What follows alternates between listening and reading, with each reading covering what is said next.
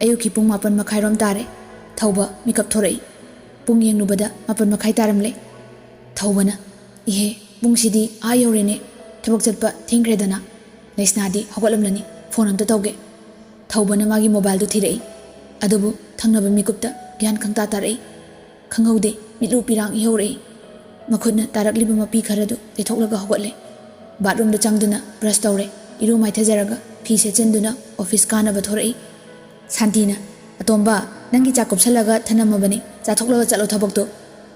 Thaubana ima ai office ki canteen da charagi yarani hairaga magi gari du thauduna office da lai. Office yorduna thauba mai cabin da umduna phamli. Masadu thabak thoningbaga amta phawdre. Table mathakta ningthina frame chalaga thamliba Lesna gi photo do urai. Ningsing lai makhoini gi hokraba matam do. Thaubana se ngarang tolo phangbagi nangi phone yadre haido lerakpani. Nang iPhone yam pamjai haibaduda XS tu ni pamre yengo. Lesna na as ikai kreda. Thank you. Pirabani na laurage. Pami pamde hairaro. Ado phone pire na karan turan tawge ga hairadi phone sinangsu pulap kairi khang. Thauba nongfet tawna. Haire he wangang bade. Singkreda hay singbi. Phone da nate nana pamni kay loina na ning tungan ni aina. Lesna yam oinana asingba nungsikreda aigi nupase sidabu aina kamaina nangbu thadoklaga atopada laidoino. Khangaudana Thaubagi office ki kagi thongdu thilai. Thauba gyan khala lai. Mai thong momon nokjaramba Thaubadu pisum ani sukchilaga mamit chena usili. Makhut ani duna mamitu haifet noiraga thonglomda olaga. Chango yani. Rajena sir sigi file singse sir na sign amta tawbiyo haina sir diras na pirakpani. Thaubana tarajen thanamu ai tawrage. Rajena sir bu kai dawrage na sangamdrabo mitka ingangang le mai thongdu imok maksili sibo. Thaubana tarajen tho yare wa makha tarano. Rajen yam pakhatna sorry sir thokjarage. Rajen su thokre. Thaubana Lesna gi photo frame adu paikhatli. Nupi aibu asuk yamna thajahanba asuk yam thina sanabiramba nangai se kanano khangdraba male khangan batare. Thaubana photo frame adu dustbin da laktana lamki sor sangna hontaraga file sing adu tapna phakpa howi.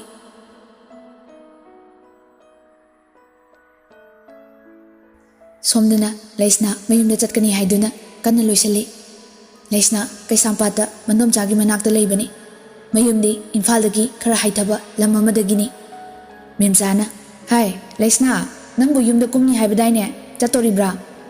Lesna na hoi nomsa chatoine angangsu 12 loirabanina kai tamsige kadaida chatningi hanglugi khanbani. Memsana hango tamningbadu tamansi aisu leiri nathandana yumpu base nangsu warangani haiba khangi. Lesna na indomsa wadeda kaigi wajarudoino Senjau paiba inakara khunba nupadu leridudi anidu makhol hauna nokmini. Memsana yengoi Lesna nang haina singna chatluko thauba hariba nupa majadu mi phatabani nangbu amuk timsinnarakani. Lesna na chohe indomsa aise Lesna moi gumba kayasidi khudomi matonda mayambane aina khangnarise engonda pangtharibani adusu manang rupana kaidongni aina wa matang haibada mayumdu mathak makha ondoini. Sakta chuda aibu kari watke nakanda leriba mingselda onsilaga indomsa aibu yam thirabo. Memsana thide ichabu lambap abidaba kanasu leite film ga kumadi bala somana hat ke harakani. Lesna kaigi moina idea hat ke haidoiba. Memsana ho moi film kumba phangdre nangna loina kansin khrena anidu thawai ta na nokmine. Memsana phare loiseliro nang kaka thilanaba. Makhurana Lesna bu parking bok thindok pirakle. Parking dagi gari phaduna Lesna mayum yorakle.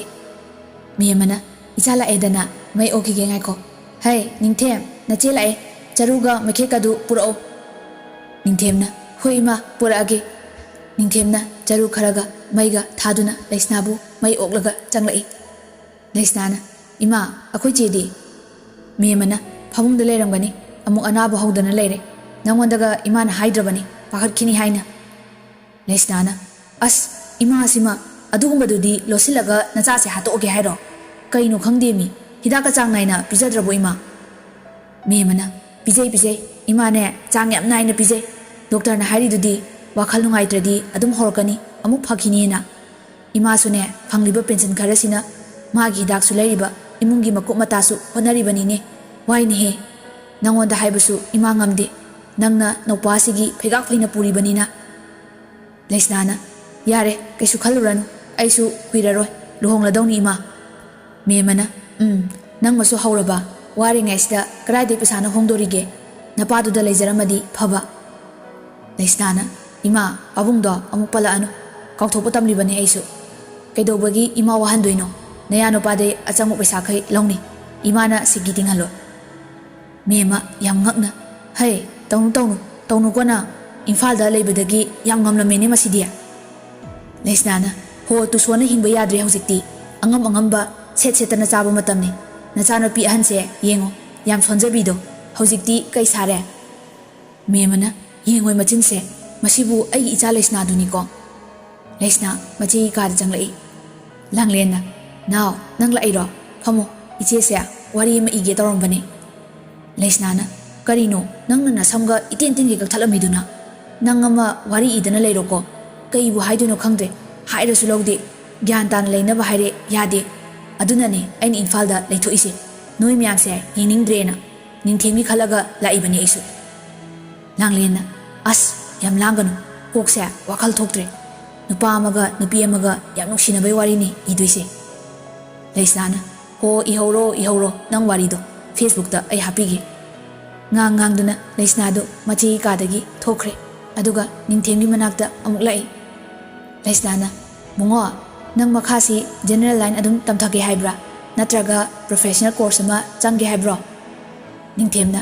iche ai makhasi MBBS try tawkige adoje ahan ba thabase khalaktrasu mathang da thabada khannaba coaching amadi tawni Lesnana phare nanabu nasagi arepa wakhal lejaradi indom chahoida nangsu aiga punna leirurasi coaching su yawnaba ichena phanaba singani ningthem yam harauna hoi je ado punna chatmina khraje ichega Lesnana hoi hayeng do ayuk nganna chatlasi ngasidi chesida leige tanjaduda thanalgi phone lai Lesnana mungo che wari ngakta sanage nang tho ai nang kasida ngakte hipke ko ningthemna hoi je haramlaga ningthem du thokre Lesnana thanalgi phone do paikhatli thanelna nangbu yorabo Lesnana yore hojikda thanelna yoraga hairakani haina aidi ngasai wana ngarini aduga kaim hairakteba Lesnana yauda ngairi haiba nupa nangbo nupana sau langbose aidi hainade ko abok masangamde haidudi imaga aiga aboki manakta chatpani ngasidi leirani haye yuglaagi thanelna as aidi nang halaga unagi khalingai sida ngarangsu phajabana sakto pena yingjaba phangaude Lesnana khaibira noibungo adu kuina nakta phamidubu thanelna phamasu gari aina thauridudi lambida yeng thaurini nangonda yengbuga ikaidani yengdre angangsu maningda phambaga Lesnana hoya zare yam nungsibiba saranu nupase aidi tasengna nupibu nungsiba sasinaraga kona hondokpiramgadra khanbada adubu tamodi yam pai tamobu aini yam thajaye thanelna aidi punsigi ahanba thingnaba nupi su nangni aina ahanba nungsijabasu nangni Lesna matam kuina lairi khaktaga marup oiduna lakpa aigi punsi se nanga thingnarubadagi nungsiba karino mayik sengna khangle nangna aibu hondokpiramladi ai ngawgadaba male Lesnana aisu tamobu yam nungsi adubu miyoibagi punsi tamba ngamba nate nupi oibigi mapokni kana kumbana aibu pharaga chenbiradi kamdauba thanelna nasana yadadi ai nangbu lawba ngamgani aduga nangbu phariba midusu ai hatpa ngamgadaba male Lesnana tamo aibu mapu khudingi thadokpignuko ai tamobu thamoi sengna nungsi thanelna thadokloyi tanjaduda memana Lesnabu kaurai ibema Lesna nangbu tabro amta lawo Lesnana ima tare tamo imana kaurai amta thamge ko thanelna hoi thamo horen phone tawpa kaunu ko Lesna call du thamkre Lesnana ima sisuba asaina korke haidi phone se thamningabani acting tobada kaya do ware Lesna ngang dana mamai manakti lai Lesnana, ho ima, kaidorage. Mima yam pakatna. Kaino, nang begda nong mayawri sidi. Hai, Lesna, nang naharo yawrbo. Lesnana, ho namana sa hatong na puraiba. Kaino khangde mi. Nupi ni aise, isangak tuk janaba license gun ni. Police na urasu karim hairo. Ekoi ki staff sing loina paini ima. Pakat piyo haidi ko. Nasa se farasu fatrasu ukil ni ukil. Miyamana, kanana khangye. Ima di lawai ki samga chap yungkre. Imphal da lei hairaga naharo yawrabra khalini. Lesnana, bahap adum sagatana leiro ko. Imung se aige leiramdraba loire. Haibi di haini, loire haisini. Mi oina pokladi ko khra khantana se. Sumpanglaga leiraga mina sisinabigedani. Hausi matamda ima angam angamba mullaga saw haiba matamduni. Nang namina uraba natro. Farese, chakto hauna thongdoro. Lama bane ai. Miyamana, ima dine jamna hingjaba punsisina pamse. Kanadasu kaizarude. Afangba khara charaga siba ngaiba haibaduni. Asi haramlaga miyama chakhomda changkre.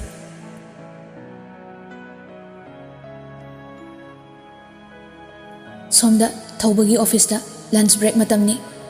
Sauninglabasu, pendrabasu, chak lamba kaubanina, thawba canteen da chanaba khara lauduna, tapna chanaba khara honari.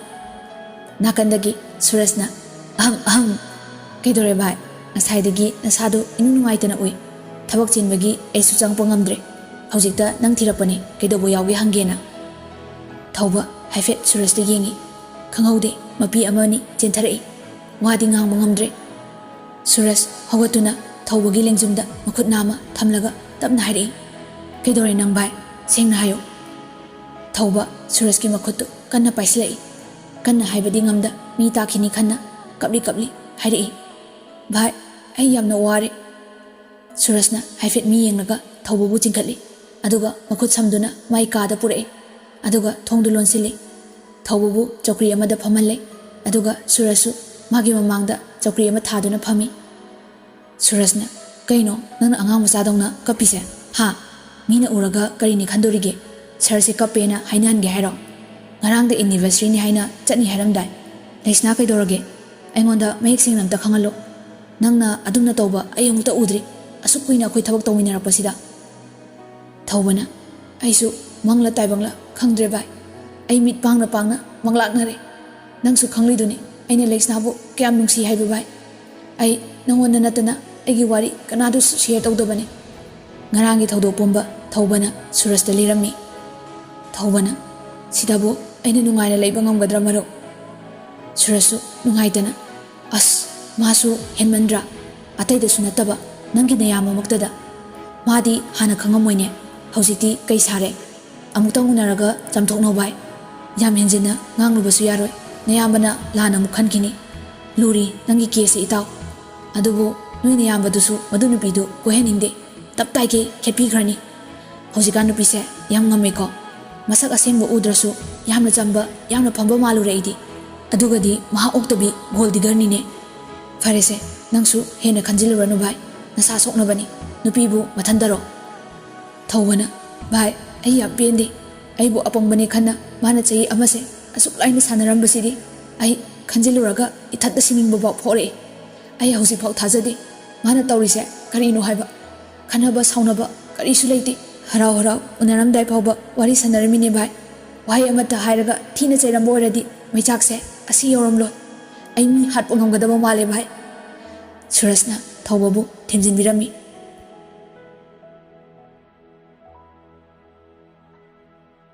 Numidini humni haukre. Nomadi Lesna Thawbaga tanja chadana lambida thengnare. Thawbagi gari achawbaduna mamang thatlaga khamjili. Aduga garidagi Thawba kumtharai. Thawbana, ngaiko wangna khisi. Nang kari pendaba leibagino nangna engonda sanaramlibase ha. Lesnana aigi lambi thado ai chatke. Thawbana aigi wangi pakhum piramdana nang chatkiba yaroi ngasidi. Lesnana wahangdo nasana thandangjo pakhumsu nathanda pijo. Ai nanga kari mari thoknage matam khara khangnarame hositi nang pamdre yare ko. Thawba khangsau sawatlami. Lesnagi khudang tap pharaga chingge tawi. Adu oredi nang asi losinba tare. Lesna araiba nupi nate makhutu kantholaga Thawbada khupakna thai. Aduga magi begdagi nongmaidu satolaga Thawbada aim tawi. Lesnana, hey you, aise nupi ne ꯅꯪꯅ ꯀꯨꯁꯤ ꯇꯧꯕ ꯌꯥꯅꯤ ꯈꯟꯕ꯭ꯔꯣ ꯅꯊ꯭ꯋꯥꯏꯗꯣ ꯍꯤꯡꯅꯤꯡꯂꯗꯤ ꯑꯩꯒꯤ ꯂꯝꯕꯤ ꯊꯥꯗꯣꯛꯑꯣ ꯎꯁꯤꯠꯇꯕ ꯁꯥꯔꯗꯅ ꯅꯨꯄꯤ ꯑꯇꯩꯗ ꯄꯪꯌꯥ ꯌꯥꯔꯁꯨ ꯑꯩꯉꯣꯟꯗꯗꯤ ꯃꯗꯨ ꯌꯥꯔꯣ ꯄꯥꯝꯗ꯭ꯔꯦ ꯅꯨꯡꯁꯤꯗ꯭ꯔꯦ ꯅꯪ ꯀꯩꯗꯧꯒꯦ ꯍꯥꯏꯕꯅꯣ ꯂꯩꯁꯅꯥ ꯃꯈꯣꯡꯗꯨ ꯇꯞꯅ ꯇꯞꯅ ꯍꯟꯗꯣꯛꯂꯒ ꯃꯐꯝꯗꯨ ꯊꯥꯗꯣꯛꯇꯨꯅ ꯈꯨꯗꯛꯇ ꯆꯠꯈ꯭ꯔꯦ ꯊꯧꯕꯅ ꯅꯪ ꯑꯩꯅ ꯀꯩꯗꯧꯔꯛꯀꯦ ꯍꯥꯏꯕꯗꯣ ꯅꯨꯃꯤꯠ ꯄꯦꯅ ꯌꯦꯡꯉꯨ ꯅꯪ ꯅꯨꯄꯤ ꯃꯆꯥꯅꯤ ꯅꯨꯡꯁꯤꯗꯅ ꯑꯗꯨꯛ ꯊꯥꯕꯤꯕꯒꯤ ꯋꯥꯅꯤ ꯆꯦꯂꯦꯟꯖ ꯇꯧꯔꯛꯂꯗꯤ ꯀꯅꯥꯅ ꯉꯝꯒꯦ ꯌꯦꯡꯅꯕ ꯇꯥꯔꯦ ꯂꯦꯠꯁ ꯁꯤ